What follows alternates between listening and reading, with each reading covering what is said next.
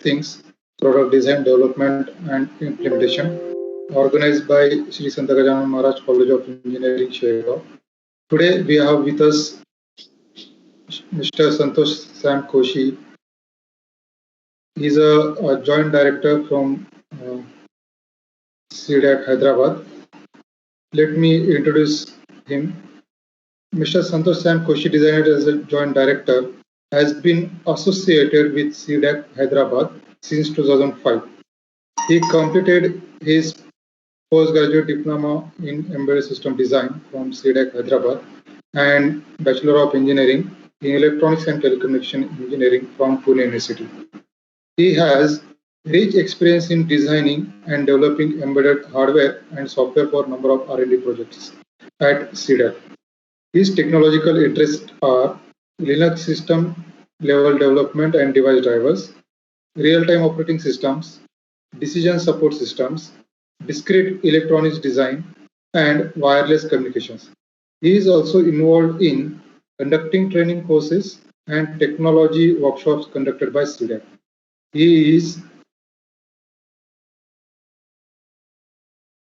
He has also delivered a number of talks in various conferences and workshops.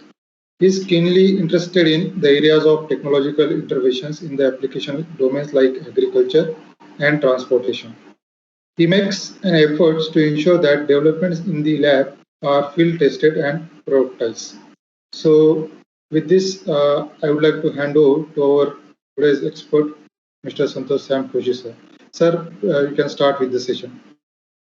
Yeah, so thank you very much for the opportunity once again to share some of our experiences and more from a technology standpoint, more not from a device or a production standpoint about this burning area of IoT, Internet of Things. So we hear a lot about the Internet of Things, and I felt it pertinent at this point in time to kind of share with many of the colleges and faculties various protocol standards and technologies that are generally associated with the IoT, and looking at it from a perspective of how they can be used, when they should be used, and where they should be used. Those kinds of detailing. So this talk is more or less a coverage of the hardware specifics in terms of the wireless communication radios, the OS specifics in terms of how do you choose an operating system when you want to develop your own IoT solution, and also the protocol standpoint, both at the network and at the application side, to know what kind of protocols exist and what and where they should be used. So I'll just try to be a little quick because of the shortness of time. But I'm open to discussions if you feel like you want to stop and ask me questions, or we can have it post session as well. So let me not take much of your time and start. My agenda is very quickly about the Internet and the Internet of Things, things that drive the Internet of Things, some hardware enablers for the IoT. When we discuss about various hardware technologies, how do they fall into the category of IoT? And also the software enablers, where we look at operating systems, the network stacks, and application protocols in the IoT. So I'll be touching upon these coverage points and just overview them so that you get a basic understanding and not go into depth, so that you can explore it at your own leisure later. Now, before I begin, I'll just take a couple of minutes to explain about CDAC. We are, as you may be aware, the Center for Development of Advanced Computing, and acronymed as CDAC. We are a scientific society in the sense that we undertake R&D under the Ministry of Electronics and Information Technology, the Government of India. And so we are therefore a Government of India organization undertaking research and development in electronics and information technology areas. CDAC has a presence in 12 centers. We are headquartered at Pune, in 12 cities across the country, and we are headquartered at Pune. I work out of the Hyderabad Center, which was established in the year 1999. We have our own premises very close to the airport in a place called Hardware Park. So this facility has a capacity for about 200 plus engineers. We have state-of-the-art research labs where the engineers work on different types of projects. I'll discuss about that later as we go ahead. And we have also facility for students, classrooms and labs, offering some skill-based training programs in embedded systems, advanced computing system software development, and the like. So I myself am probably a graduate from CDAC's PG diploma in embedded systems, and it's given me a lot of confidence and understanding in how technology can be applied to solve problems of need. So our current manpower is generally we have 100 plus manpower, which include the technical and non-technical staff. Now, if you look at our focus areas at CDAC, we have three broad areas of focus. One is professional electronics. This is only the Hyderabad center. So in professional electronics, we look at the embedded electronic system design and manufacturing, which is more a skill development mission from the Ministry of Electronics and IT, and also embedded system design. So I work out of this embedded system design team, and we contribute a lot into IoT applications. So we've developed solutions for agriculture, transportation, and smart cities. I'm keenly interested also in wireless networks, playing around with different types of networks, using them in our development cycles, and also the Linux kernel development. So these are some of the strengths we have at the Hyderabad Center. We are also very strong in the area of cyber security. So these are some of the areas we generally look at: endpoint security, malware detection, web security, blockchain, auditing services, and awareness generation. I've also recently started in the area of IoT security, and we have a couple of projects that are running in this area of IoT security, which looks at device level security from various aspects. We also have a strong team on the software technologies, which are more web-based technologies. So we have the ICT for social development, e-learning platform. We have our own platform called the Make Shikshak platform, which is used widely by many colleges and stuff like that. We also contribute to some free and open source software development and other aspects like local language computing, virtualization, cloud computing, and stuff like that. So these are our three skill areas. And whatever research we work at, we kind of translate it into training programs, which can be handed out to various engineering students as part of PG diploma programs, faculty updation programs, and sometimes even workshops or skill-based short-term programs that a lot of people or students and faculty kind of join in, even from the industry, to partake in what we have to offer as far as training is concerned. Now, having said that, let me kind of jump into my main topic, which is the internet and the Internet of Things. If you think about the paradigms of computing that we've come across in our generation or in our lifetime, you will broadly classify them into three types. The first wave of computing, we popularly know them as mainframes. The second wave of computing, popularly we call the personal computing era. And the third wave of computing, we know as ubiquitous computing. So what is significant between the three, or how are the three different? Mainframes was more a one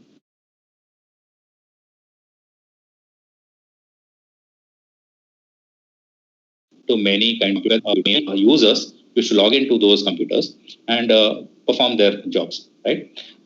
Coming to the second wave of computing, it was a personalized one-to-one kind of a setup. So the generation, we created what is called the network interface or the buses, and these allowed communication to happen on a personal level, connected across networks. So that was where the internet really made a difference and started changing the way in which things happen, how things happen. So these networks could be physically in the same location, like in an office, or they could be distributed as well, connected through the internet over the same kind of a network. The third wave, again, its characteristic is more many to one, that you have many computers that are serving one person. For example, if you look around you yourselves, you may be having a smartwatch, you may be having a smart mobile, you may be having a laptop, you may be having a car which runs some gizmo electronics or a refrigerator. Your smart television may be doing something on as a service. And so the ubiquitous computing era basically proposes a concept where many devices are seamlessly interacting with each other to provide services for its user. So I, as a user, am at the behest or in the control of a network of devices which are actually managing certain aspects of my life, giving me alerts, or trying to improve the quality of life, reducing the stress that I have in terms of the mundane that I really bother about in these days, so that I can focus on other things. So this is how the paradigm of computing has been moving. And I just have some inputs on these. Probably at leisure, you can look at it of the three waves of computing. So having said that, what we are going to discuss today is more from the ubiquitous computing paradigm, which as a term was coined by Mark Wieser, who was working with Xerox in Palo Alto as a research scientist. And that has kind of taken shape into ubiquitous and pervasive computing trends, which we currently witness around us. How did the internet evolve? We believe that the internet began with the internet of boffins. Boffins are basically techie geeks, scientists of the like. And so it was very techie in nature. And then it started moving towards the masses. And so you'll see that previously we had the internet of the masses, where people would go to a specific internet cafe, popularly in India, and access their mails and communicate with their friends and stuff like that. And today, internet has become pervasive to the extent that it is on your device at in a manner that is seamless, in a manner that has become so pervasive that we cannot live without it. It's very difficult for a person to leave his mobile today and even function for let's say a couple of hours. So we've become so addicted to the technology. The future, where we envisage 2020 and beyond, already we are in that space, is about things getting into our space and trying to solve problems for us. So this is how the internet seems to be evolving. Now, in 60 seconds, you can look at what are the things that can be done on the internet today. Just telling us that there are about 168 million emails that are sent. There are about this may be more than a million today. This is some old data. Search queries that happen on Google. Downloads of the browser are happening. Music is something that's really catching the imagination of students.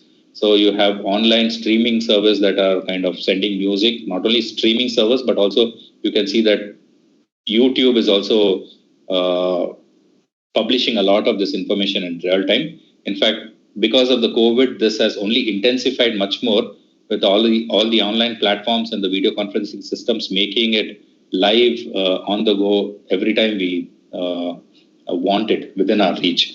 For that matter, I'm very sure Dr. Praveen is also kind of broadcasting this over the YouTube as well, so that he can allow many more people to join in and see. And this is generally the trend of what we get to see about the internet today. What is the Internet of Things? I guess you would have already heard about a lot of this, but I'll quickly run through what my perspective of the Internet of Things is. The term was coined by Kevin Ashton in 1999, so it's hardly 30 years old. From the definition of the Internet of Things, it refers to uniquely identifiable objects and their virtual representations on an internet-like structure. So the reason why these are bolded is because we want to understand what it means by uniquely identifiable objects and what it means by virtual representations in an internet-like structure. So when we talk about these two terms, it involves firstly a mechanism of identifying objects. Okay, how do you identify objects over a network? Second, once you identify that object, can you remotely monitor that object? And to remotely monitor that object, you have to be able to virtually see that object and assess how it is functioning, right? Third, if you detect any problem with that device, or if you want to even monitor and know what it's doing, you need a mechanism of data communication, that the device should be able to send you some information and you should be able to communicate with that device in a seamless way, in a manner in which it is uniquely identifiable and it's virtually represented on your internet. Fourth, some of these devices may also require you to actuate certain control actions on them. For example, if it's a device that turns on sprinklers, or it's a device that turns on a certain motor or a pump or something like that, we should be able to remotely do those kinds of activities as part of the IoT. So in a nutshell, any technology that allows you to identify objects, monitor them remotely, communicate with them seamlessly, and control them as well remotely is, in my definition, a proper understanding of what the Internet of Things comprises. So moving ahead, we believe, or we anticipate, we expect that a futuristic perspective of the IoT would yield to a point where the number of things in the world will be greater than the number of people. So it's expected that the things, as you can see in blue, is increasing as the time passes, and we've actually breached, or we are very close to the 50 billion devices mark. I think we are somewhere around 42 billion devices that are physically connected to the internet, or things that are physically connected to the internet as on date. So very soon it's expected to breach, and probably by the next 10 years we'll have about 75 billion devices that are on the earth. This is a projection that was made by Cisco about the future, how the IoT is going to impact and change the way we live. What is the goal of the IoT? It's previously, the ubiquitous computing was more anytime, any place, anywhere communication, right? Now, what the IoT brought into the space of the ubiquitous computing is anything connection. So you have any time connection, any place connection, which is the tenets of ubiquitous computing, as well as anything connection. So it can happen between PCs, it can happen between humans, it can happen between human and things, or things to things. When I'm saying it's human to human, it doesn't mean direct communication. I'm just inferring that something that's not a PC, probably two mobiles interacting with each other. So this is another definition of what is the goal of IoT, is to bring in that sense of complete ubiquity, that is anytime, anywhere, that's any place, anything kind of communication connections. Again, how is the roadmap evolving? We are now in this phase of miniaturization, where we began with RFID tags in the early 2000s, trying to identify objects.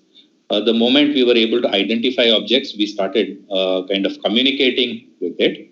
Once we started communicating with it, the markets opened up for vertical applications, and moved to the next phase, where we want to locate and track devices or people, and that is through ubiquitous positioning. So the ability of devices to be located within premises and without outside premises, those are the kinds of technologies that started coming in.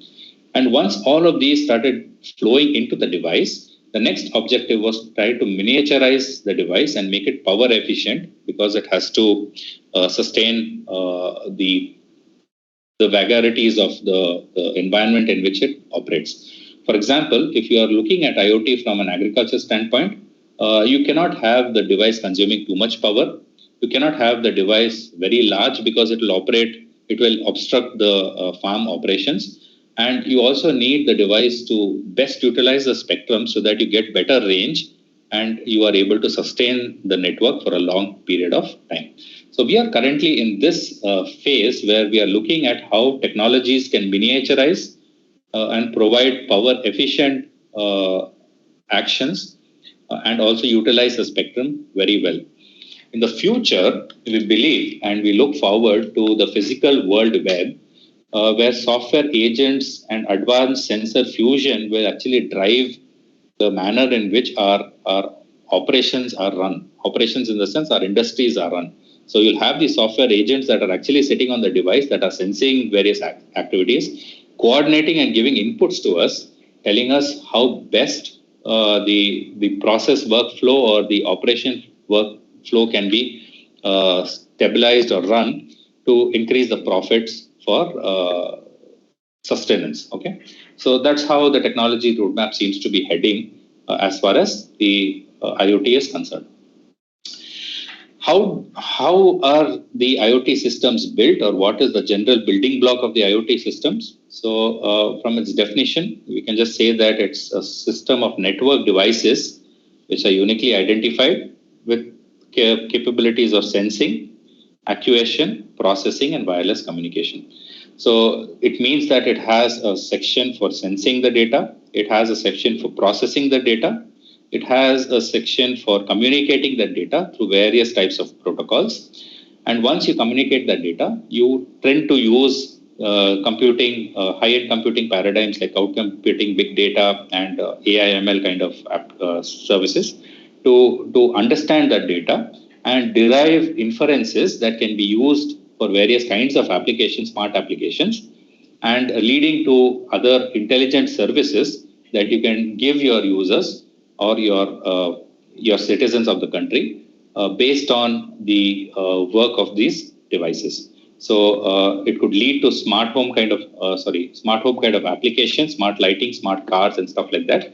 And using the data inferences that are coming out of these applications, you can run intelligent services to provide asset tracking. For example, if you are a logistics-based company, you would want to know where your item is so that your products are, so that you deliver it to the customer in the quickest time, and you also maintain a lean mechanism of stacking up so that you're not having too much of warehousing space consumed because the items are still on the shelf not getting sold.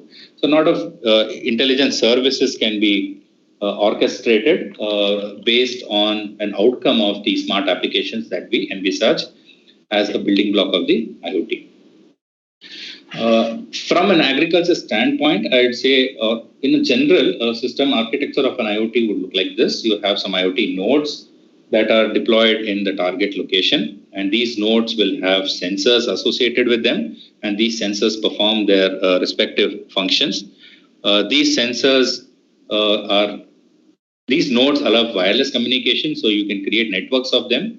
You can sense your values at respective locations, communicate with each other, extend the network, and send your data to a gateway, which will translate all the information that's coming from a specific protocol into an internet understandable protocol and put it on the cloud. So the gateway basically is nothing but a translator who takes the information coming on a certain protocol and translates it or converts it into a different protocol that can be put onto the internet, an internet-enabled protocol.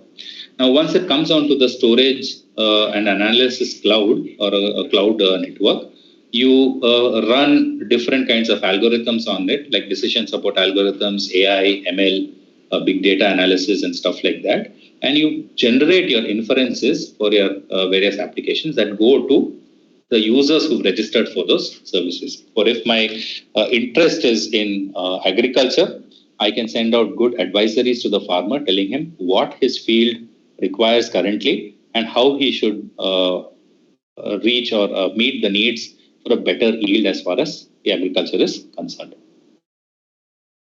The network topologies in which IoT reside, I generally classify them into three types.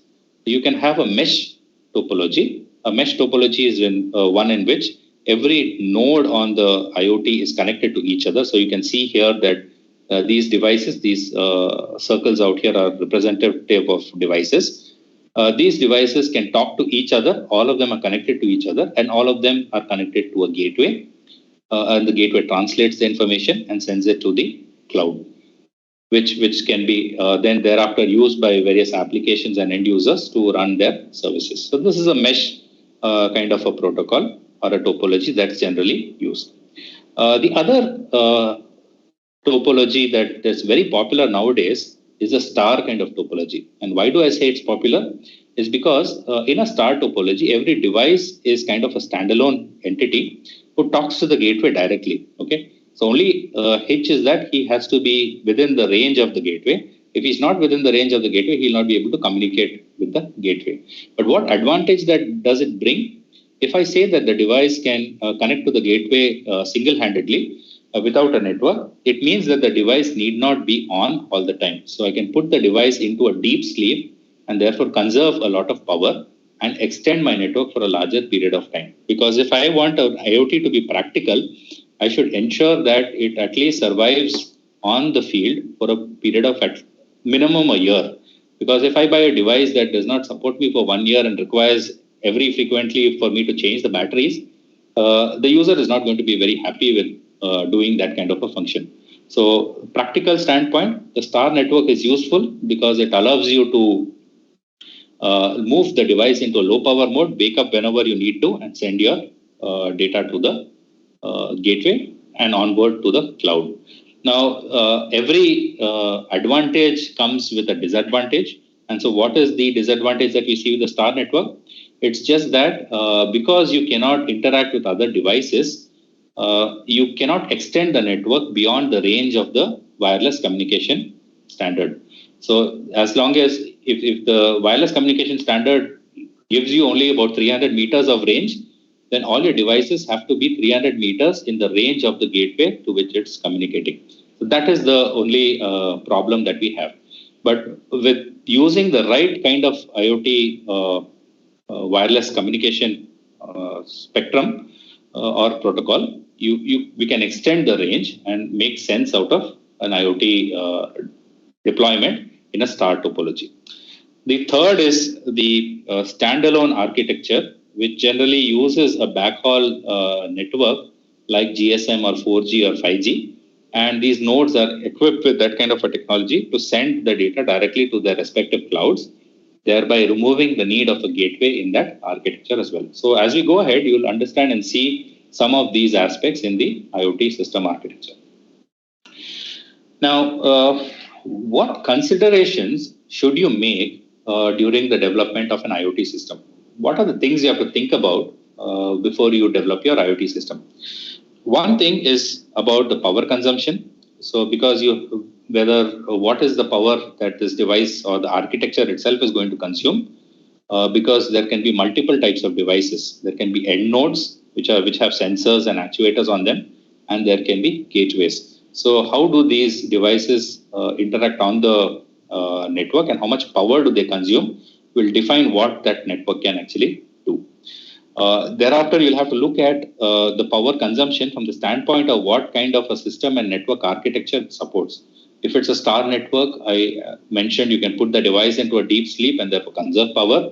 If it's a mesh network, they generally have to be on most of the time and or time synchronized, and therefore it puts an overhead on either the amount of power it consumes or the networking, the protocol level support that's required on the device. So power consumption is a key consideration that we have to make whenever we decide what kind of an IoT system we are looking at. The second is whether this is going to reside in a battery-based device architecture or it's going to reside in a normal cloud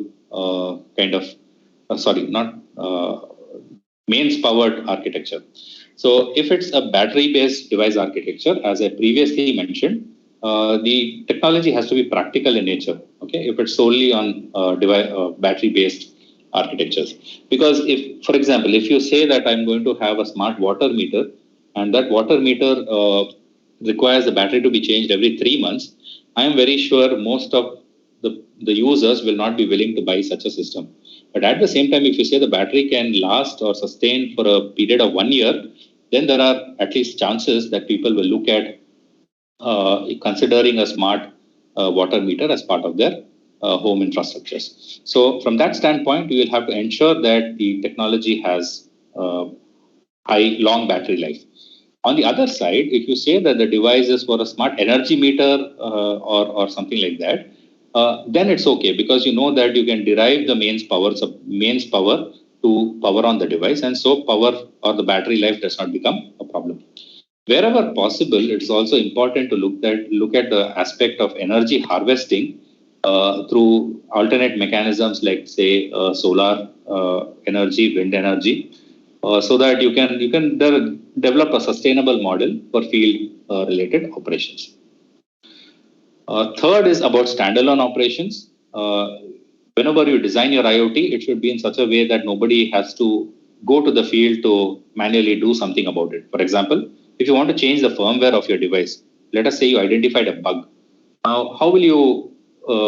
It's okay if you have 10 devices, but what if you have 1,000 devices? Is it possible for us to physically go to each of those devices and change the firmware? It's not possible. So, how do you ensure that the device can be standalone by itself? How can you ensure that you don't need to? You can remotely access the device and control it, and not have to physically travel to the device to address its issues. That's another consideration that you have to think about. Then there is the cost factor, and cost is generally derived or defined by the market. So if your device is a low market sensitive device, in that case, you'll have to worry about what kind of technologies you use, because the bearing of the technology increases the cost of the device. So these are some of the considerations that you have to think about. Then there's the consideration of how do you deploy and manage the network. So as I mentioned previously, your deployment should ensure that you have remote configuration and you have remote network management on the device enabled, so that you can address issues of the device remotely and, more importantly, in an automated manner. Second, how do you package the device so that it is deployed in the field of operation? Your field of operation may be it could be outdoor conditions, it could be an industrial place, it could be military grade, it could be a transportation requirement.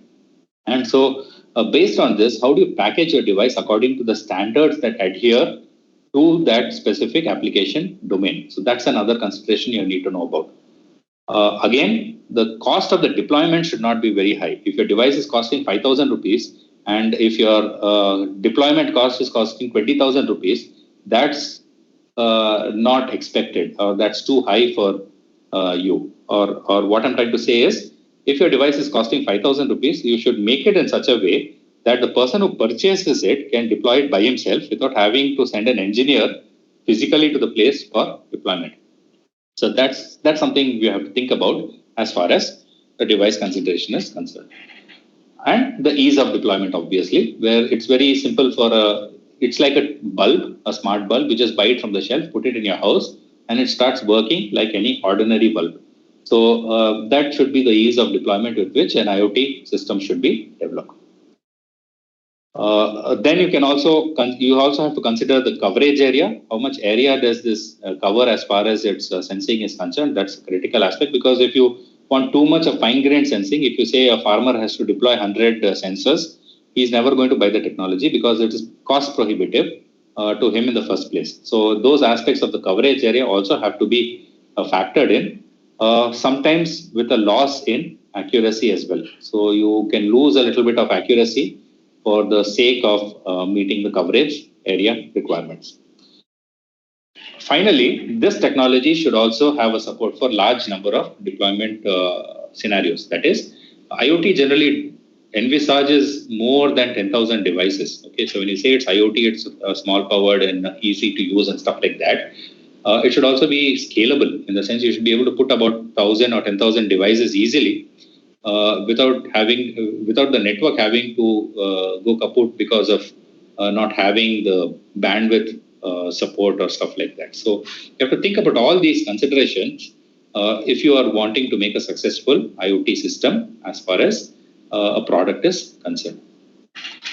Now, let me quickly run through some of the technologies that enable the IoT from a hardware standpoint. So I'll just be quick and brief on the hardware enablers that actually bolster or push the IoT story ahead.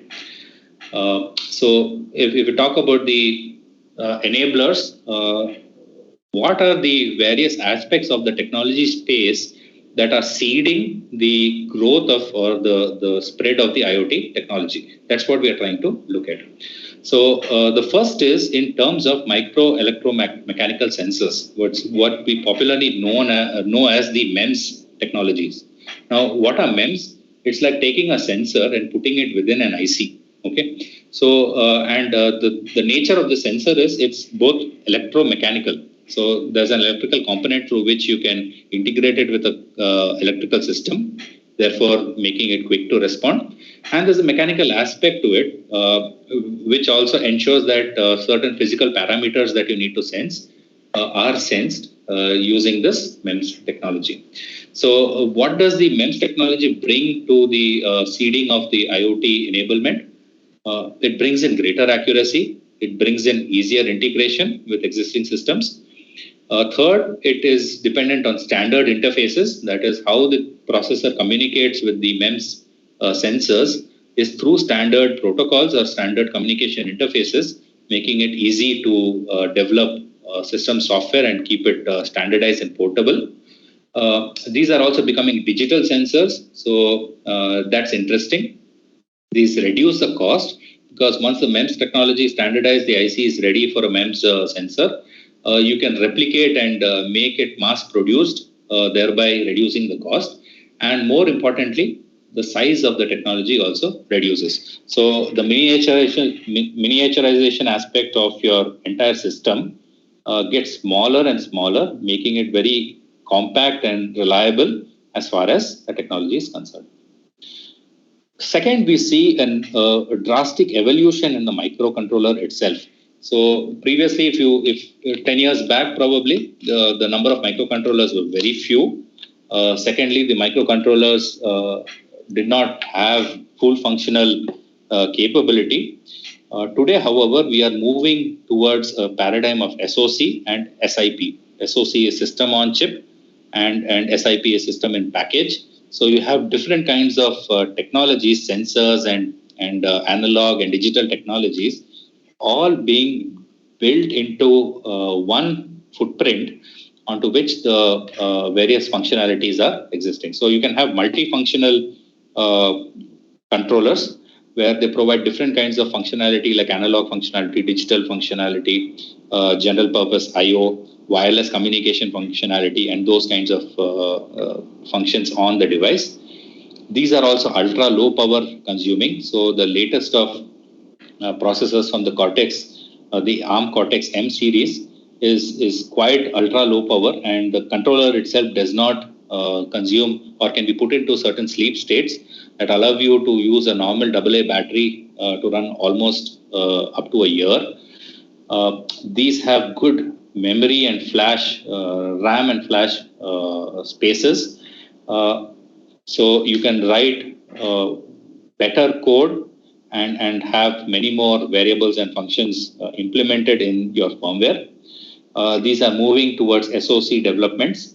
That is, a lot of different chips are kind of integrated into one substrate and created into an IC form factor. And so that multifunctional nature is coming up because of the SOP and the SiP technologies. These are cheaper, these are smaller in size, and these provide good and adequate processing to the extent that some of the microcontrollers also have a coprocessor for graphical processing. And so you can even run AI/ML kind of applications on decent sized microcontrollers without consuming too much of power. So that's how the microcontroller evolution is kind of seeding hardware technology, the IoT space, and empowering the device to get stronger and better. Third is in the wireless communication space. And this wireless communication space is leading to numerous connectivity technologies. That is, you have many types of radios and protocols, and these are standardized and easy to integrate, like the wireless LAN, the wireless personal area network, and low power wide area networks. We'll talk about this as we go ahead, that are giving you different kinds of features. either in a data rate or in the range or in the amount of power that it consumes, so that you have an excellent portfolio of different types of radios that can be used for different kinds of applications. So you can see that the wireless communication space is also evolving and leading to many new radio technologies that are coming into the market, that are being applied in the IoT space, and that are being used for different kinds of application requirements. So moving ahead, some of these technologies that we discussed in terms of the wireless communication radios have translated into technologies of object identification, which is the RFID technology, which is a wireless technology, allows us to identify the object, or for short data range communication, popularly the near field communication technology, NFC.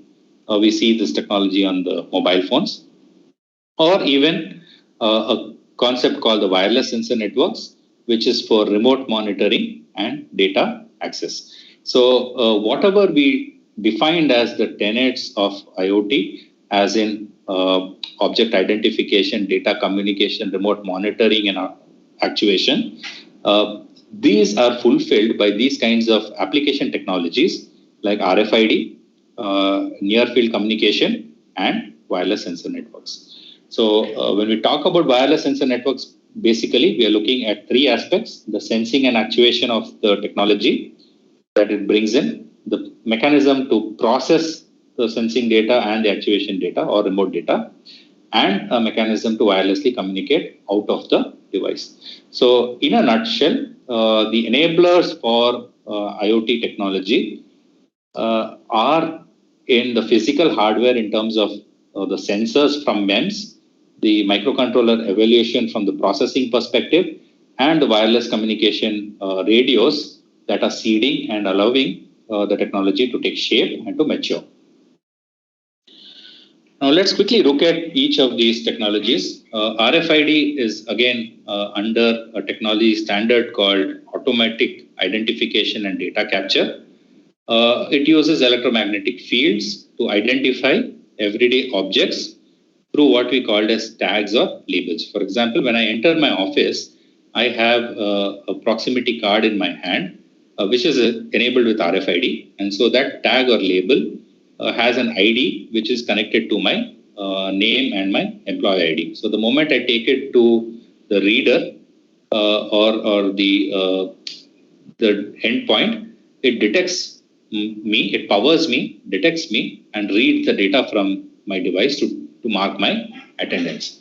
So as I mentioned, this technology has two components. There's an RFID reader and there are tags, RFID tags. So tags can be in terms of passive tags, or they can also be in terms of active tags.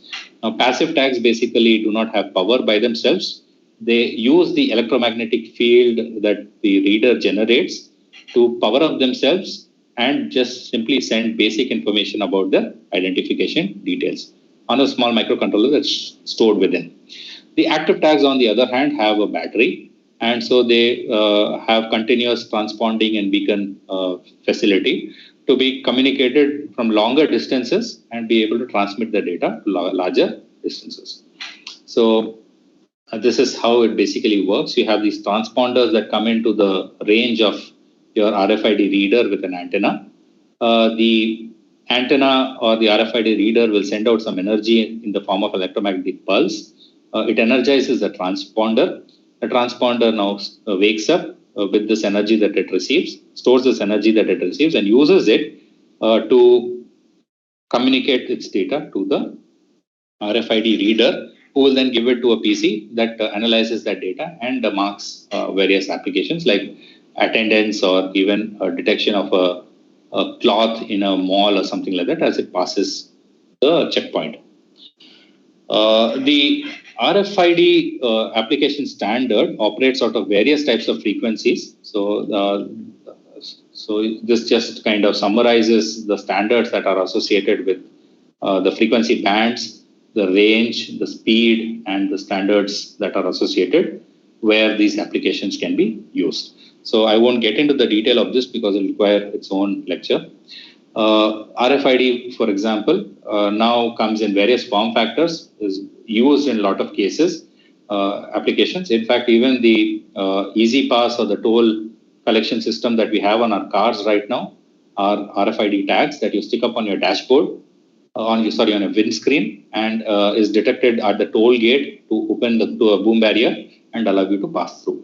So it's something like this. It's stuck up to the windshield, and then it does its job the moment it comes in range. The next technology is the near field communication. Now, from a standpoint of the technology, both the NFC and the RFID are more or less the same.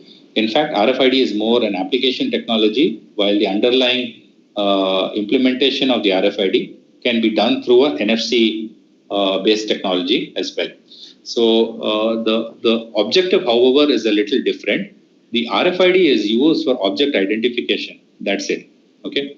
Near field communication, on the other hand, is used for more short range data communication. So what it means is that while the RFID need not on a tag side need not have power, the near field communication devices are generally powered, and they have an initiator and a transmitter kind of protocol, which allows communication to happen between the two devices. So this is more from a communication standpoint. That is more from only an object identification standpoint. The underlying technology, however, may remain the same. So what is this? The NFC basically was defined and governed by a forum called the NFC Forum, which is started by these mobile device companies like Nokia, Philips, and Sony. It is basically for short-range wireless communication, distance of less than 10 centimeters or less. And it operates at 13.56 megahertz, the standardized air interface frequency. And you will see that the similar frequency is also defined for RFID. And in that sense, the underlying technology for both kind of remain the same. The data rates are small, 106 to 424 kilobits per second. And it works on a principle of producing a modulated electric or a magnetic field, but not an electromagnetic field. So you modulate an electric signal or a magnetic field, and then you try to interact with the device using that field. So it has two devices in its architecture, an initiator and a target. The initiator will generate the field that powers target if it's passive, and thereafter peer-to-peer communication is possible if both those devices are powered. So there is both possibilities. You can have an active-passive aspect as well as active-active communication as well in the NFC. Now, what are the applications?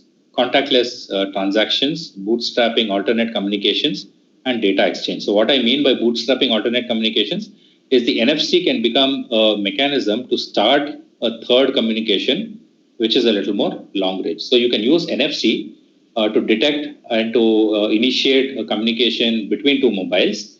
And thereafter, after authenticating the other mobile on the other side, you can then switch or use the NFC to bootstrap or start a Bluetooth communication between the two of them, so that as you move a little ahead, they remain paired and they can communicate with each other. So this is basically some of the applications of NFC. So these are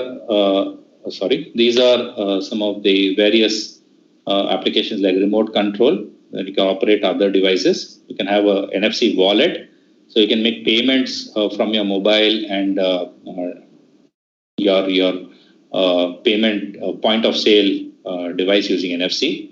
It can be used as a key or to pass through doors and stuff like that, and other application use cases as well. So moving ahead, let's just now survey the spectrum of wireless communication radios and the protocols that are associated with them from an IoT perspective. So we all discussed that the wireless communication radios and protocols are an important enabler of the IoT technology.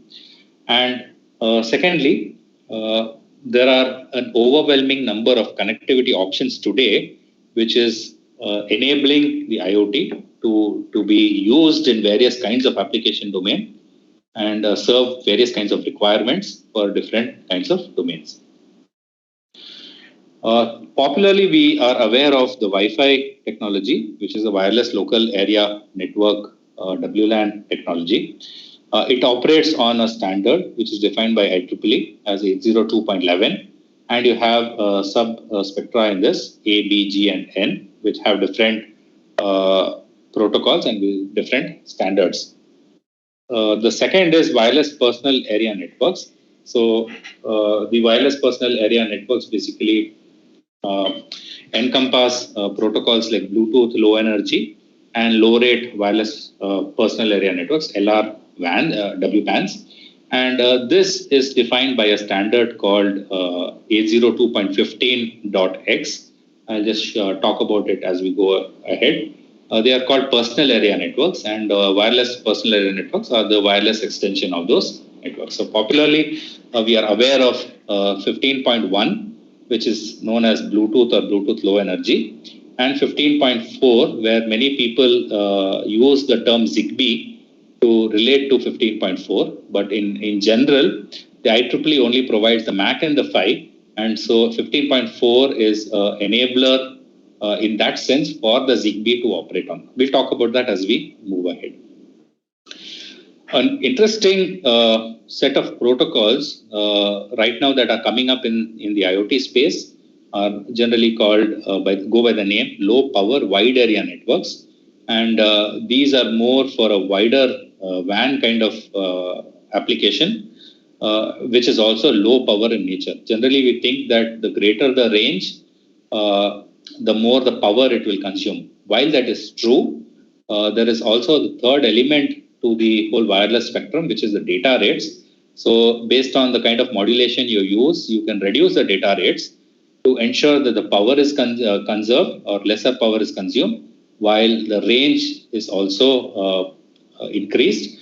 And that is also dependent on the frequency at which you operate. So the frequency also has another aspect to play in it. As we go ahead, you'll start to understand based on the different protocols how each of these work. Now, the LP WANs are broken down into two major categories. The first category is the cellular or the mobile IoT LP WAN protocols.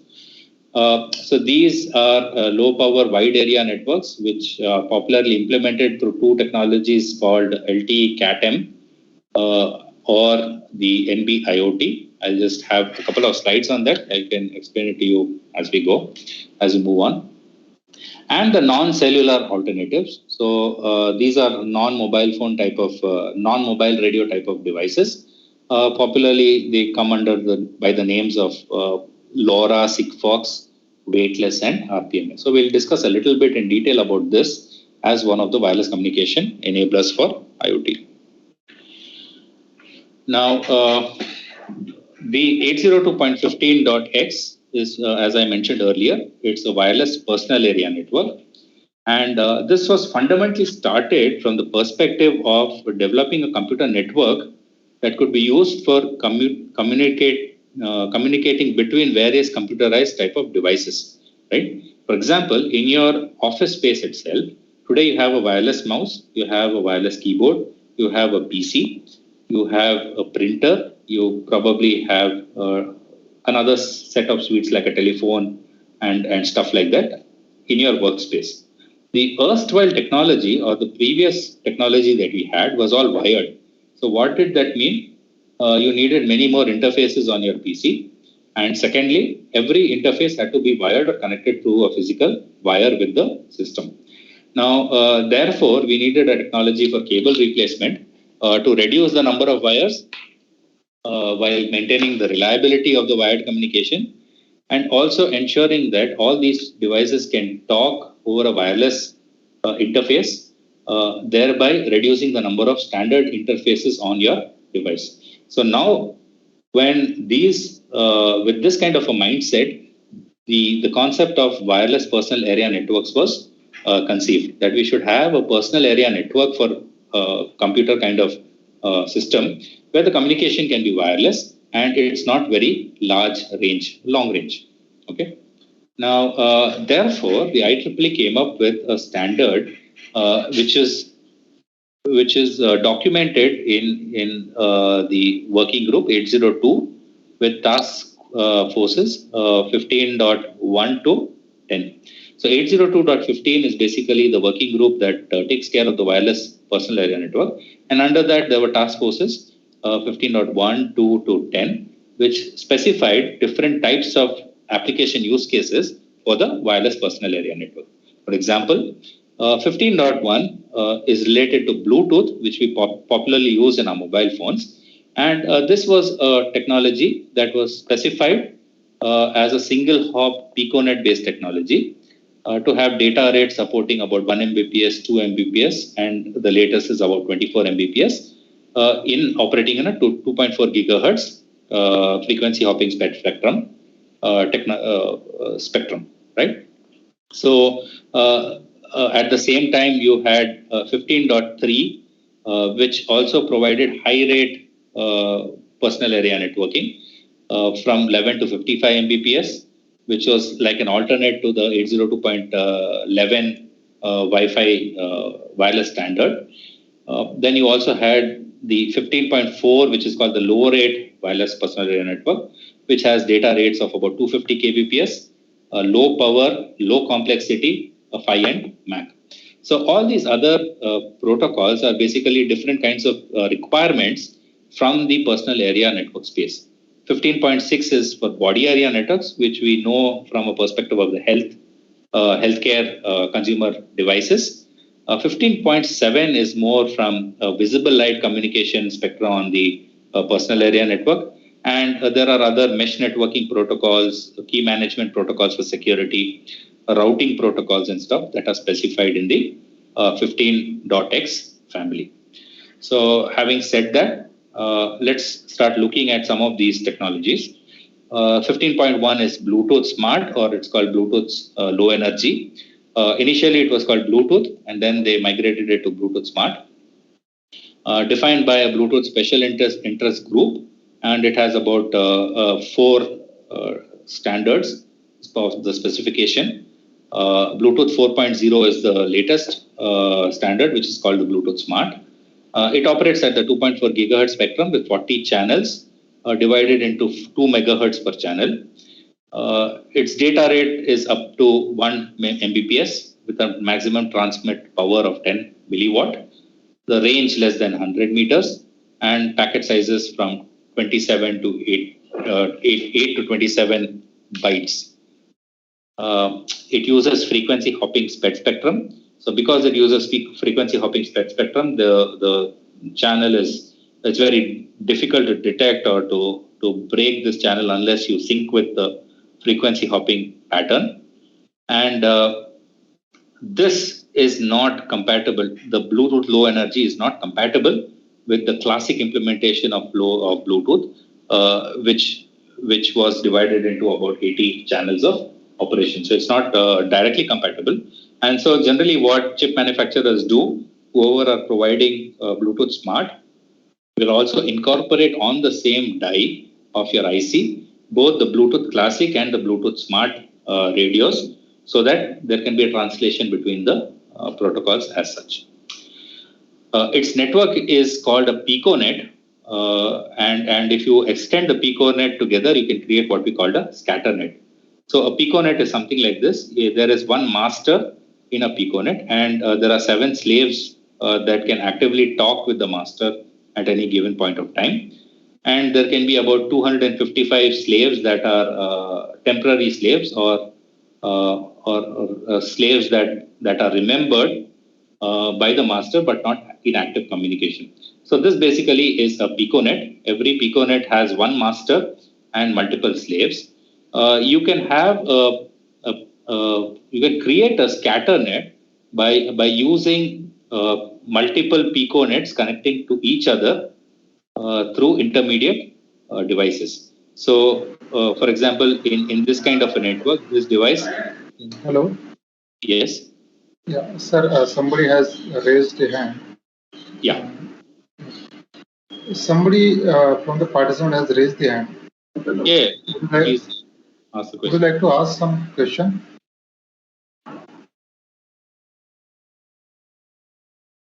DSDA, ASD, someone is there.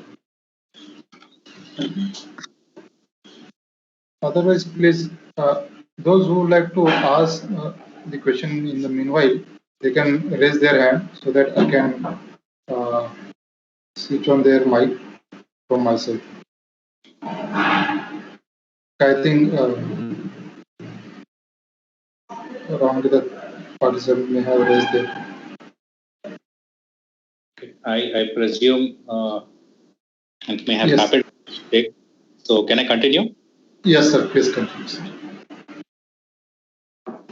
So you can create a kind of a scatter net in the Bluetooth architecture where one device is a slave in one network and is a master in different networks. So that way you can kind of extend the network to various kinds of functionalities. Now, when I say extend the network, it doesn't mean I'm extending the range of the network because all these devices have a fixed range of operation, not more than 100 meters. So in that vicinity of 100 meters, you can have multiple piconets that are talking to each other and serving different kinds of application use cases.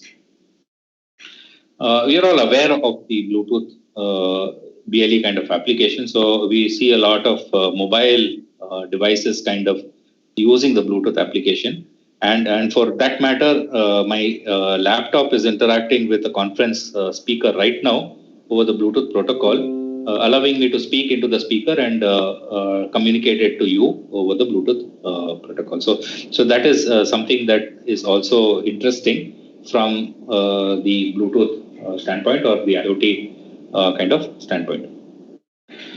Now, the next is the low rate WPAN 802.15.4, which, as I mentioned previously, is the MAC and PHY for the protocol over which ZigBee works. So, when we talk about ZigBee in general, we should understand that ZigBee is not a protocol which defines the MAC and PHY layers. Okay, ZigBee adopts the MAC and PHY layer from 802.15.4. As you will realize that as we go ahead, there are other protocols as well that adapt the 802.15.4 as its MAC and PHY.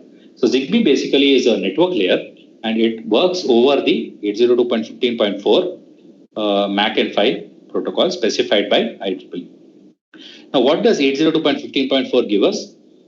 Basically, we consider this as the WSN 5, and it operates on one of three possible unlicensed frequency bands.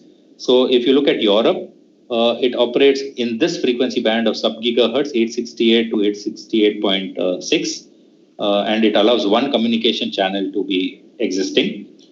In North America, it's again sub-gigahertz at 902 to 928 megahertz. And it allows about 10 channels that can be extended up to 30 channels as far as the standard is concerned. And the worldwide acceptance of 802.15.4 specifies the 2.4 gigahertz range again. And it gives you about 16 channels of operations from channel number 11 to channel number 26 in this space. Now, this technology is based on the direct sequence SPED spectrum DSSS technique, and therefore it also implements good hiding of the data without it being detected. So the spectrum technologies, as you are aware, are probably used to kind of consume lesser power while being difficult to decode or to hack into on the wireless channel as well. Now, these devices have a short range, therefore, about 10 meters, they can be extended up to 100 meters. However, I'd also like to put it on record that there are certain implementations of the 15.4 that use a power amplifier at the output to increase the RF capability and go as high as 600 to 700 meters of single hop communication. Okay, so there are different radios that increase that, but that is at the cost of the power consumed by the device because it's a power amplifier, right? The standard per se is meant to be extendable up to 100 meters and does not therefore comply to too much of power consumption. Looking at the data rate, this has a low data rate of about 250 kbps and therefore consumes low power and requires limited computational power, memory, or even energy. So So that's according to the standard. The protocol per se supports two device classes. One is the full function device, and the second is the reduced function device, which we will talk about as we go ahead. A full function device basically has to be on at all the time. It's in certain configurations it configures or maintains the network. In certain other configurations, it is also it functions as a router. The reduced function device does not have any major functionality, but from the perspective of being able to sense sensors or do sensing operations and transmit its data. So, how is the physical stack of 802.15.4 orchestrated? As I already mentioned, the 802.15.4 implements the PHY and the MAC, which are specified by the IEEE standard. Above that, you are free to use any kind of convergence sublayer like the 802.2 logical link control layer or any other convergence sublayer to provide a network access to the layers above it. Okay. So this is the software. This is the stack. This part of the stack is implemented in hardware, and this part of the stack is implemented in software for before it goes to the upper layer or the network layer. Now, this is again a similar representation of how low-rate WPAN application kind of looks. You have different devices which are implemented as end nodes. You have certain devices which are full functional devices which act as routers. So these end nodes are reduced function devices. They can only talk directly to the routers or the full function devices. And these full function devices can communicate with each other over a mesh network and send their data to another device, which collects all that information and sends it to the cloud or the or the place where you want to access it. So one of these devices is called the PAN coordinator or the personal area network coordinator. He is also a full function device as compared to the others here in the mesh that you see, which are routers. So now, having said that, I'd like to just move on to the low power wide area networks. So far, we just looked at the 802.15.x protocols. We discussed about the wireless protocols like Bluetooth and the 802.15.4, which is low rate wireless personal area networks. But now I'm going to talk for the next couple of slides on the low power wide area networks, LPWANs, they are popularly called as, which is a very key and pivotal moment in the IoT technology, because what was seemingly impossible for certain applications in the previous era with 15.4 is now somehow being able to be done using the LPWANs. Okay.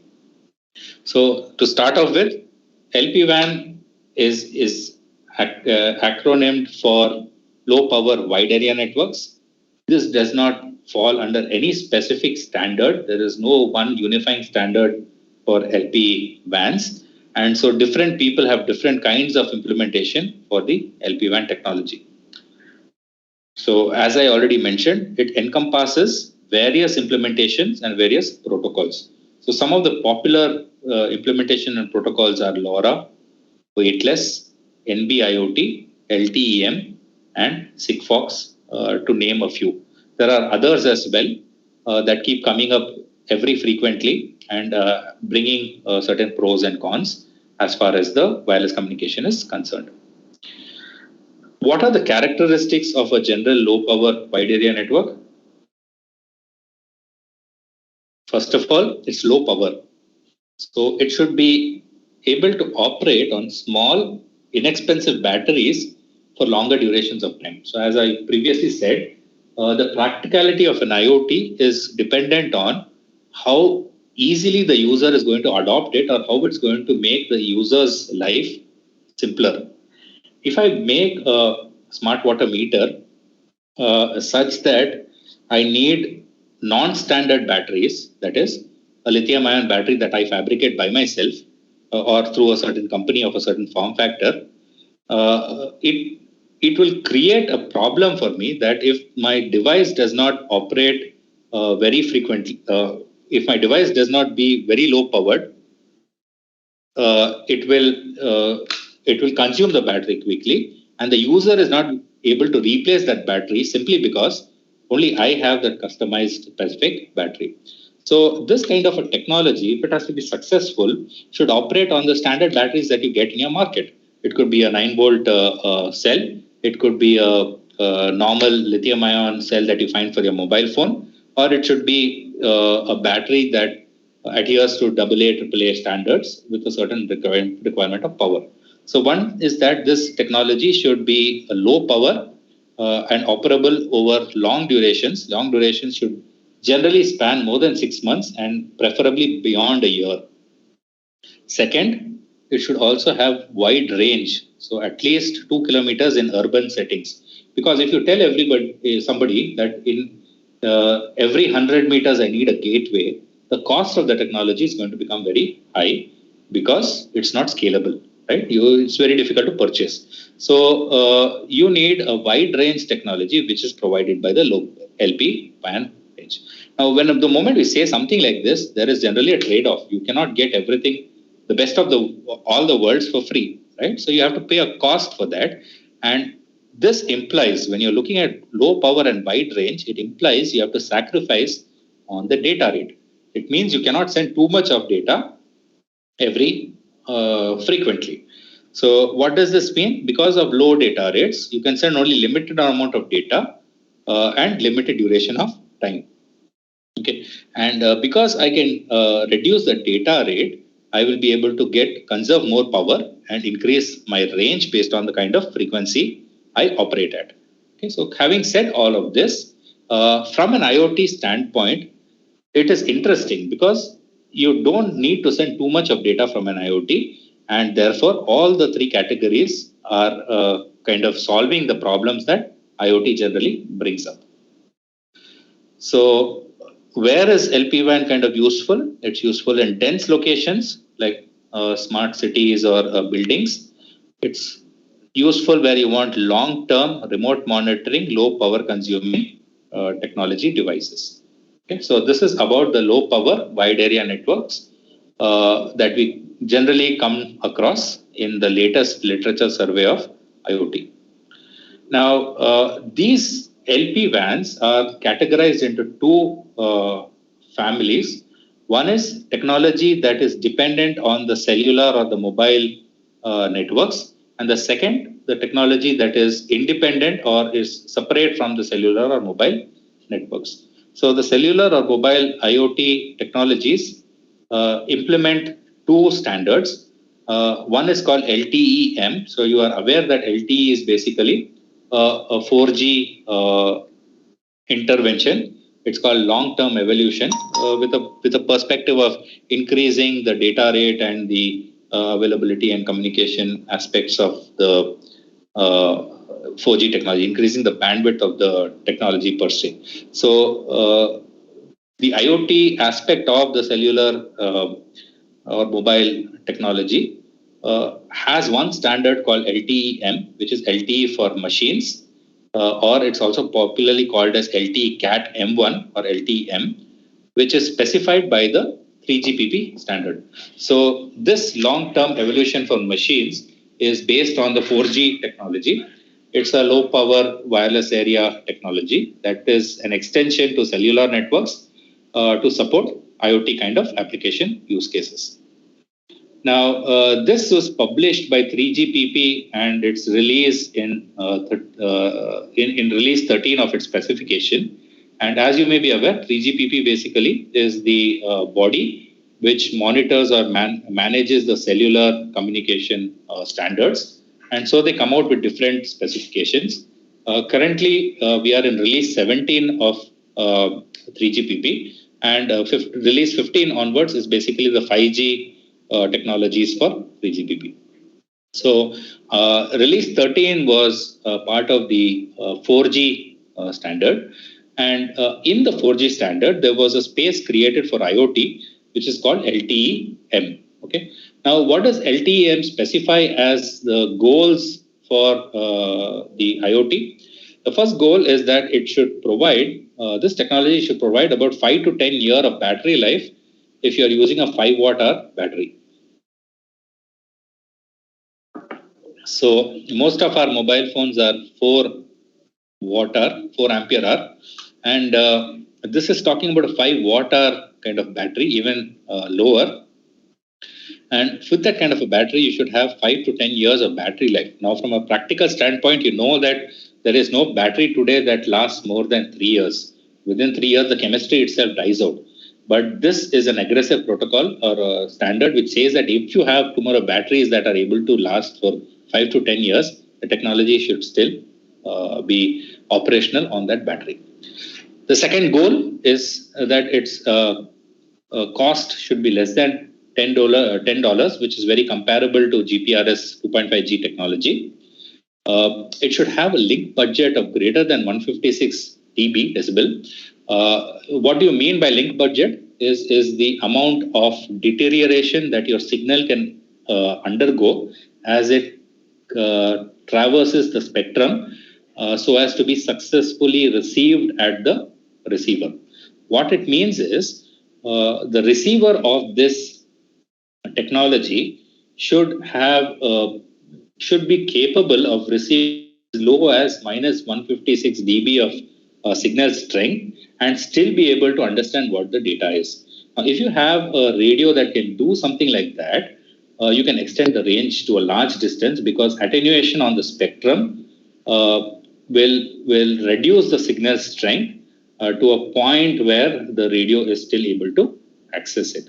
Now, 156 dB, the bigger the value here, the better. It implies that the receiver has better sensitivity to pick up the weakest of the signal and still get the data out of it without any loss. Okay, so that's the meaning of the link budget. Now, this technology specifies a variable and low data rate. Frankly, it is even higher than the 802.15.4, which is about 300 kbps or up to even 1 mbps.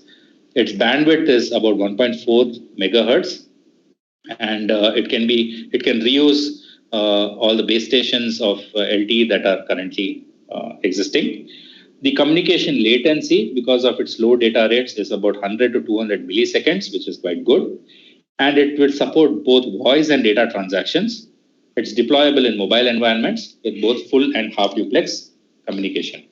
So this is it implements this kind of a downlink and uplink modulation scheme, which is OFDMA and SFDMA technologies. The other advantage of this technology is that it coexists with 2G, 3G, and 4G, and it's also backward compatible with 4G. Now, so the advantage, therefore, is that you don't need specific gateways. The direct base stations can receive the data and send it to the cloud that it requires to send it to. Now, on the other hand, its compatriot is on the cellular mobile technologies, NB-IoT, narrowband IoT, which is generally specified as CAT NB1 or CAT NB2. Again, specified by 3GPP under release 13, specifies a battery life of 10 plus years, low cost, even lesser than LTM, with a budget of 164. Therefore, it's more sensitive, and it's specifically for deep, dense, high penetration kind of indoor and outdoor environments. Its peak data rates are 250 kbps, and practical data rates are about 50 to 70 kbps. Its bandwidth is 180 kilohertz, latency 1.6 to 10 seconds. So you can see that it is slower than the previous technology, and it implements similar kind of communication, but only half duplex. It can coexist with 2G, 3G, and 4G. Again, it is specified in the same release 13 as an alternate technology for IoT, and therefore it's backward compatible with IP. It does not require an additional gateway because it banks on the cellular infrastructure that's already available. And there are 3 protocols or standards in which it can be deployed. I'll just move ahead quickly. What is more important for us if you are trying to choose between the two is to know where and what are the strengths of the two. So if you look at mobility of the technology per se, between LTE-M and NB-IoT, the mobility of LTE-M is much better, and NB-IoT is prescribed for fixed kind of networks. Okay, so if the device requires a handoff and it keeps moving, then LTE-M is better suited for its inherent mobility support. Coming to power consumption, both are low, and NB-IoT is specified to be lower than LTE-M. What about the data rates? LTE-M has higher data rates as compared to NB-IoT. And so based on what kind of applications you want audio and a little bit of video to be transmitted, LTE-M may be better. But if you want just basic data information to be transmitted from your sensors, NB-IoT makes more sense. What about latency? You can see that LTE-M is faster than NB-IoT. The link budget or the coverage is wider for NB-IoT as compared to LTE-M, and the cost is anyway a differentiating factor between the two. Now, from an application perspective, whenever you need mobility, whenever you need near real time, and you need good data rate communication, you will prescribe or use LTE-M. Whenever you need long life, you need a fixed network architecture, and you need low power or low data applications, you will prescribe or use NB-IoT kind of cellular technologies. So these are the popular two cellular technologies in the IoT space that have been specified by 3GPP. Moving on, the non-cellular LPWANs, the most popular technology is called long range, which is LoRa. And it's a proprietary radio from Semtech. It defines the lower physical layer details, and like the Semtech radio just tells you what kind of spectrum it operates on and the modulation scheme. It operates generally sub-gigahertz. That's if you look at India also, we operate at 868 kind of gigahertz spectrum. And it uses chirp spectrum, as I already said. So this is the uplink and the downlink rates for the LoRa range. We have practically been able to get 10 kilometers of long-range transmission at a very low power consumption on our IoT devices, which are LoRa-enabled. Now, however, the data rate is only 0.3 to 27 kbps, and there are different spreading factors that you can include to spread the signal across that channel. So it's like chirp spectrum is again spread spectrum. So you spread the channel and spread the data over the channel and have a good receiver with excellent sensitivity or link budget to receive that channel and make sense out of it. Receive the data and make sense out of it. Now, this device, however, requires a gateway to connect to IP networks.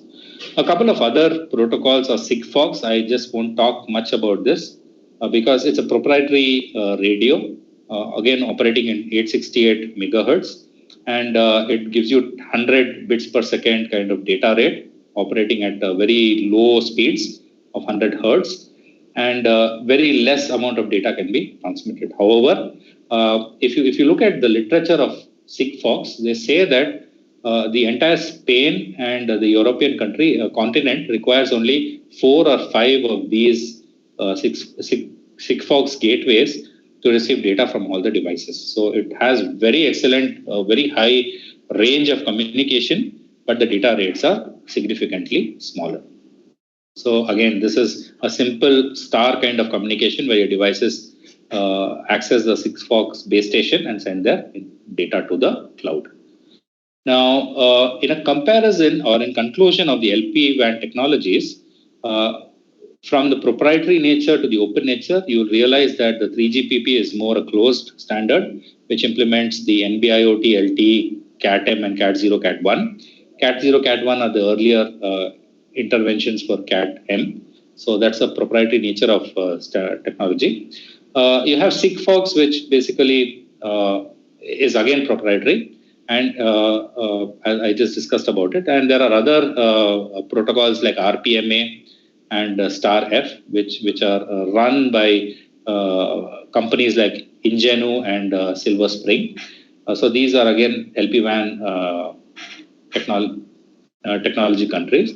On the far righter side, where it's more open, is the LoRa technology, in which the Semtech radio is closed, but the LoRa WAN network architecture is open and can be used by all of us to experiment and work out. Weightless is another technology brought in by the United Kingdom. And this again is more open in nature, having three types of standards, W, N, and P, for different kinds of application use cases. So I'll just run through this. A final comparison of these technologies will tell us that a LoRa will require LoRa gateway and its own network server before you can get your data on your application server. The RPMA from Ingenuous and Sigfox also behave in the same way. However, NB-IoT kind of technology just uses the existing infrastructure to connect to the backend and supply the data to you. Okay, so I just leave you at this for the wireless communication spectrum to later on look at the slides whenever it's provided to you offline. Now, so far we've looked at some of the wireless technologies that enable the software, the IoT space. I'll quickly run through some of the software enablers. The popular operating systems are these. So the questions that are more important for you is what you consider when you choose an operating system. So the first point is you should look at what is the support it provides for various hardware platforms in terms of the microcontrollers, the IoT connectivity, the sensor interfacing and stuff.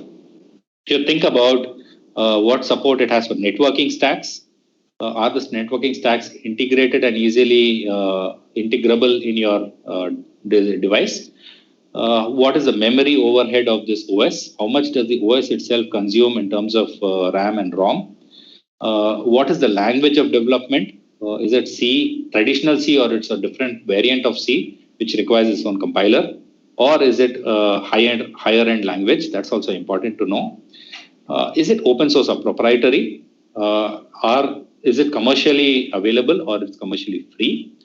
So that's another aspect you have to think about. Most importantly, when you embark on development of an IoT system, does this OS have an active support from its community? Does it have good documentation? Does it update and how frequently? And how do the problems get resolved? How quickly do problems get resolved? So it's a very good step to look at this aspect of it, because if you fail to do that, your system will not function. You may have an operating system and you enter a technical snag in it and you'll not know how to resolve or come out of it. The next is, does it have debug support? Does it have an IDE for me to work? Can I flash my devices easily? And does it allow me to easily integrate libraries that are commonly available on the market from different sources to get it operational? You can also ask a question, is it real time or does my application require a real time or general purpose support? And what are the features the operating system provides in terms of task management, synchronization, IPC, and security. At this time, I think I still have many more slides, but if I'm out of time, can you just let me know whether I should stop or whether you would like me to continue? That would be a good indicator. Yes, sir. Yeah. Yeah, so you want me to continue or should I stop? Sir, actually, shall we take some questions from the participants? Yeah, I'm okay with that. Yeah, sure.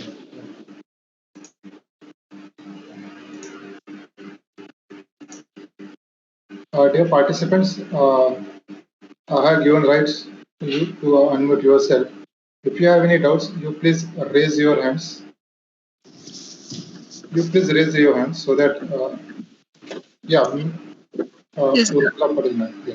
yes, this is Dr. Urmila Patel, sir. Sir, you have really explained all the facets of IoT very well. Sir, only one thing I would like to know, because that is only remaining, the communication protocols. Can you put some light on that? You're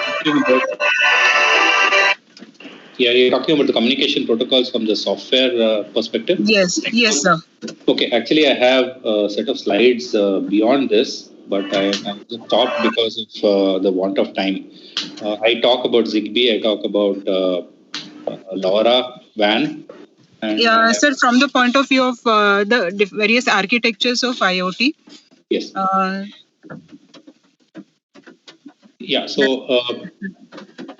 Yes, sir, please. Yeah. So basically, if you are looking at let's say 802.15.1 Bluetooth, you'll have to use its Bluetooth stack, which implements the network layer in the form of a Ethernet. If you're looking from the standpoint of LPWAN, either LoRa or NB-IoT or any other similar technology, you'll have to look at it from the perspective of having their own respective stacks. For example, if you talk about LoRa, LoRa comes with a network layer called LoRaWAN. Okay. Having said that, it doesn't mean that you always have to use LoRaWAN.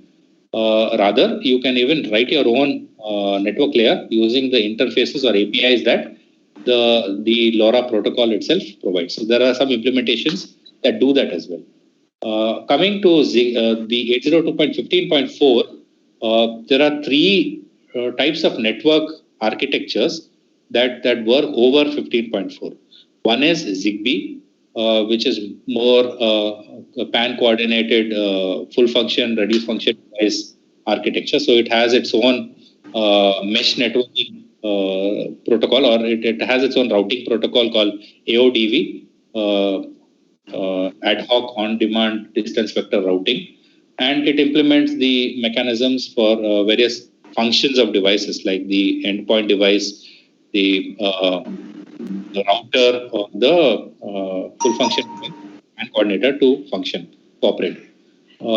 Again, on the 15.4, you can also implement a network protocol called wireless HART, which is a highway addressable receiver transmitter kind of, which is basically an industrial communication protocol which is used in most process industries. HART is a protocol that's used in most process industries, industrial control systems. And wireless HART is the 802.4 implementation of the HART protocol. Now, the third is 6LoWPAN, which is an IPv6 enablement over the 15.4 base. Okay, so you can use 15.4 with the 6LoWPAN technology to have communication over wireless networks. Okay, yeah. So every radio has its own stack, and that stack presents its own network layer, and you can use that for your application programming. Yeah. I hope I've answered your question. Yes, sir. Sir, can I take it further?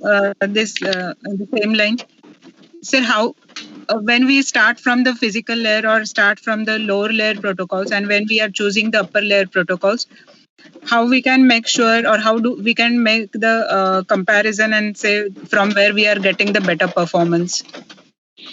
Okay, so you're talking of performance from a standpoint of only the technologies, or you're looking at it from the standpoint of application? Application, sir.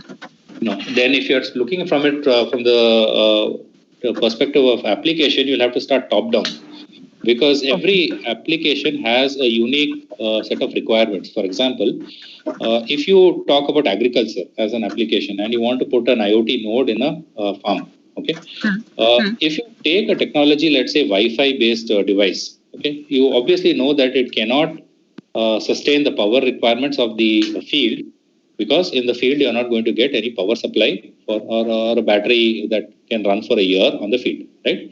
So the application domain itself specifies very clearly what environment in which the device operates and how its network and therefore the protocol should be chosen. So from my experience, when I started doing some work in IoT in agriculture way back in 2007 to 10 and all of those times. During that time, there was no LPWAN technology. So the only low power technology that we had was ZigBee. And we implemented our technology using 802.15.4 with our own wireless networking protocols. And what it did was it created a problem of range and power. Okay. Which is not there today because I can use an LPWAN technology. So today, if I have to use technology for my agriculture kind of application, because I need power and I need good range, I will definitely go for LPWAN as compared to as 15.4 or Bluetooth kind of product. So there itself, the application defines what kind of radio is required. Okay. Now in the LPWAN, you can then decide which makes more sense from a cost perspective, implementation perspective, and ease of operations perspective in the future. Okay, sir. Sir, Thank you, sir. excuse me, sir. Nowadays we are using so predefined libraries, which is unnecessarily create a burden on RAM. Instead of this, can you go for assembly language programming, sir? Yes, but you can always do an assembly level language programming and even basic bare metal level programming, like you take a C and then C program without an OS and run it. But the problem is maintenance and the feature enhancement is very, very tough. Okay. Today you will not get engineers who can do assembly level programming, first of all. Second, to write a simple functionality, you have to write too much of code. Yes, which is, yes. But it unnecessarily create a burden on RAM. Naturally, the processing time is going to be increased. Yeah, but again, if you let's say for example, you have 4 sensors and these 4 sensors have to operate independently. Okay, at certain timers. You do not have 4 timers on your system, right? On your controller. So you will need to use one timer and have a software library on top of it, which allows 4 different applications or sensors to use different timing features. And implementing this on assembly level will really be tough. Secondly, it is very, very difficult to debug where the problem has, the code has gone wrong. Okay, so at least in a high level language, you know that, okay, this function is creating a problem. But in an assembly, it becomes very, very difficult to debug because you need a very detailed skill set or engaged skill set of expertise. Yes, I agree. Yeah, so in continuation with this, what is the effective way to implement a watchdog timer? See, most of your OSs, for example, if you look at embedded operating system, you have the embedded operating system itself giving you a feature of a watchdog. Okay, so what it does is the watchdog is implemented as a task, or a watchdog task is always created, and this task has to run once in every certain period before which the watchdog will reboot. Okay, and whenever the task comes up, he will reset the timer to 0. Okay, so that then he resets the timer, and so it does not allow the code to the system to reboot.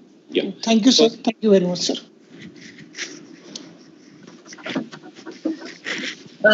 Sir, there is one more question, if you permit. Sure. Sir, for simulating the application, IoT application, which software is better? Because there are many, so selecting one and getting the result is difficult. Yeah, so I have not really covered simulation as such. I mean, I've not looked at simulation because we are more into the device kind of development thing. But I understand that there are good libraries from NS2, right? Network Simulator. Right. Yeah, so they have, and then when I was initially working, there was Omnet++, which I used to use for basic level simulations. Okay, this was an open source technology. I'm not very sure what state it is right now. So I'm probably not the right person to answer this question. Thank you, sir.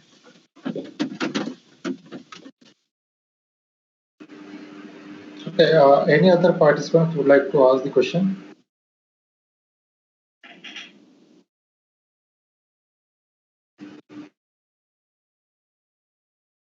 Okay, I think we don't have any questions from the participants right now, sir, because most of the things you have clearly given in your slides and in your presentation. So, as most of the faculty members have understood the same thing. So, I think we should stop here. Yeah. Yes, sir. So from this organizers of this faculty development program from Sri Siddha Ganjaram Maharaj.